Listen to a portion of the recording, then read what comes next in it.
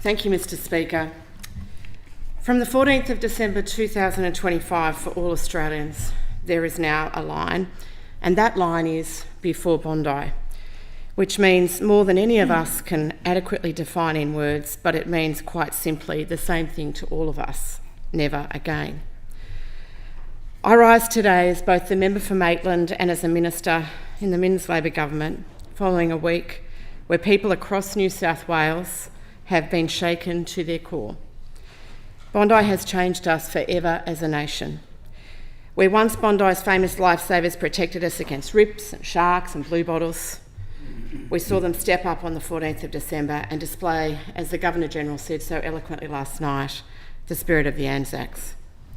Together with police and paramedics, the community safety group, Hatzalah and other first responders, staff at hospitals all over Sydney, ordinary people going about their days, the Bondi lifesavers worked together to save the lives of their fellow Australians. On Gadigal land, on the iconic Bondi beach, so close to where we are now and so much a part of our national identity. I want to place very clearly on the record our gratitude to the many first responders, ordinary citizens and public servants who have supported victims and families during and in the aftermath of this attack.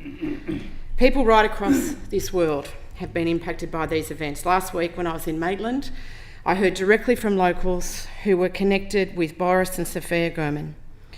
You may not know that the Maitland Jewish Cemetery is the earliest and largest dedicated Jewish cemetery in New South Wales, with Jews from around the world being buried there since 1849.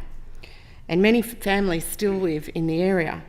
Shockingly, just a couple of years ago, this cemetery was shockingly desecrated by anti-Semites. Jewish people are intrinsically entwined in the earliest economic, cultural and architectural history of my community of Maitland, as they are in our state, as many of them moved later to Sydney and have played significant roles in state affairs. The post-World War II migration camp at Greta meant that many Jewish Holocaust survivors and other World War II refugees settled in Maitland over the last century, and their families are still there today. And while the Maitland Synagogue has not had services for a very long time, it was restored in the 1980s and was placed on the State Heritage Register in 1999. Also, amongst the 15 beautiful, innocent souls we lost on Sunday the 14th, we lost Boris Tettelroyd, an engineer who worked with Transport for New South Wales, my agency, and he was a gifted musician, a wonderful engineer, and whose son, as we make our condolences and as we speak on this legislation here today, is fighting for his life in hospital. I acknowledge Boris's nearly 3 decades of service to the people of New South Wales through Transport, where he served as an engineer with distinction. And I note it's these threads of our community that reach all across this state that have bound us all and touched us all in so many ways in the light of this tragedy. Last night, on the final night of Hanukkah, Australians came together at Bondi and online and across our nation to stand proudly with Jewish Australians as one Australian people, united in grief, in love, faith and a overwhelming desire for peace. And of course, we all cried and wrapped our arms around Matilda's parents as they danced in her honour. I thank all of those who spoke last night and those who shared their stories with us. And I particularly want to think of Haya, the little girl who so bravely saved other children, who spoke from the heart of her actions, telling us that God told her it was her mission to step up and be the light in the field of darkness. She is certainly that light, and she inspires all of us to step up today. I give my personal thanks to Bondi's Rabbi Yoram Ullman, who served his community for 40 years, and last night not only named each victim whose life was stolen from them, but shared a gift that they had shared with us and enjoined us all to be more like them. I was also honoured to stand next to Arsen Ostrovsky and his wife. We cried together, and it was so humbling to acknowledge and apologise for the pain that Arsen has felt personally on the 14th of December and before, and the anti-Semitism he personally experienced as deep fake images circulated online by deniers spread misinformation about him and his beloved community. It is just one example of the pain and the suffering that Jewish people in our state get every single day. And that is why we need to fight hate speech wherever we find it. We have seen far too many times flags and phrases which have ignited fires that have burned uncontrollably on social media. We have seen people take that hate and turn it into bullets, and now they have killed people. I support the Premier's decision to have a Royal Commission in New South Wales. We want to find out how this happened, but we also have to act to do everything we can to stop it from happening again. There are more than 1.1 million guns in New South Wales. There is no doubt we do not need that many, and the provisions put forward by the Minister for Police today show the capacity for those who need it for their livelihood, for agriculture, for animal welfare, for sports and other legitimate purposes will be able, under this legislation, to access the guns they need. But for those who have no use for guns, other than to kill innocent people, they will not. Gun ownership is a responsibility and a privilege. We know the systems we have in place haven't been working, but that's not the reason to keep those same systems in place. We will invest where it's needed to enhance these systems. In the days since Bondi, I've spoken to my constituents. Lee Scott, President of the New South Wales Amateur Pistol Association, Adam Marshall from the New South Wales Sporting Shooters Association, Nathan Stewart from the Edge of the Outback. I've spoken with many and heard from many other members of the community who use guns for recreation, for primary industries, for hunting and pest control. And I want to thank them for their advocacy and their willingness to listen and to actually hear the truth. We need more of that in public discourse. When my predecessor in this place, the Honourable Robin Parker, tried to move laws around shooting in national parks, she had animal carcasses left on her back step, which her children found. There are some people who don't care about sports or primary industries or pest control or any other legitimate purpose for the use of guns. They just want to maintain the ability to control our nation and control us. And we cannot let them win by allowing them to feed disinformation and lies online. When I first moved to Walker to marry my husband nearly 30 years ago, he had the 2 old air rifles he and his brother used to use on his grandfather's and uncle's farm since he was a child.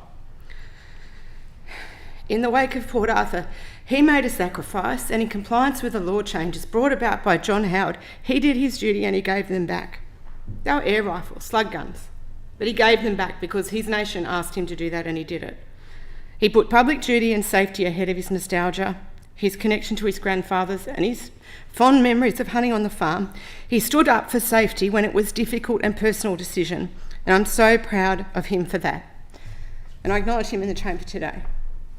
And I know that if we want to change, we all have to make sacrifices, and we all have to think about the consequences of what we are doing here today.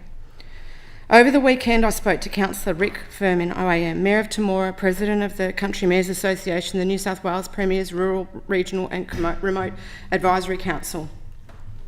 He expressed eloquently the views of his members, as he always does. It'd be hard to find a better advocate for regional New South Wales who's more articulate than Rick, who, despite his political differences, always puts community first. And I also, just before I came in to speak today, spoke to Xavier Martin from the New South Wales Farmers. As a former opposition spokesperson for primary industries and for the prevention of domestic violence, I've stood on both sides of the gun debate. And I'm here to tell you there are no sides. There are no sides. I acknowledge that everyone has questions about the legislation and that some of the misinformation that's been put online and by various spokespeople in the media haven't been helpful. But we all have to do one thing in this chamber, and that is to act to save the lives of people who live in New South Wales. For those who have questions, I urge you to listen again to the speech of the Minister for Police today. She's laid out the legislation for all of us to look at. Read it if you didn't get a chance to hear it. When I spoke to advocates for gun ownership over the last week, they told me about consultations that have been happening with the Firearms Registry Consultative Committee, and much of the work that has been done in the bill reflects those consultations. Mr Speaker, can I please have a small extension of time? The question is the member receive an extension of time. All of that opinion say aye. Aye. Those against? Please proceed. The committee has done an enormous body of work, and it has been going for some time. And it was a revelation to me when I spoke to Adam particularly that much of the issues that he said had been raised in that body were in this legislation. This legislation also reflects the recommendations of the coronial inquest into the deaths of John, Jack and Jennifer Edwards, released in April 2021, and the Auditor General's 2022 performance audits on the police responses to domestic violence. It is also informed by the work that has been done in other jurisdictions, notably Western Australia. It's not something that just popped up into the Police Minister's mind on Monday in the wake of the tragedy. It is something that has been thought about in the cold light of many days, since many other tragedies have befallen this state. And for those who have asked for more consultation, consider this. This is not the first time we have seen blood spilled by acts of terror on Australian soil. Just over 10 years ago, a single man attacked people as they went along and about their pre-Christmas coffee run at the Lent Cafe just down the road from where we are now. And for Australians who have been caught up in these acts of terrorism before, in Sydney, in London, in Bali, right across the world, indeed all of us, the trauma, the grief and the fear are triggered and amplified every single time. If we don't act now, when will we act? The next one?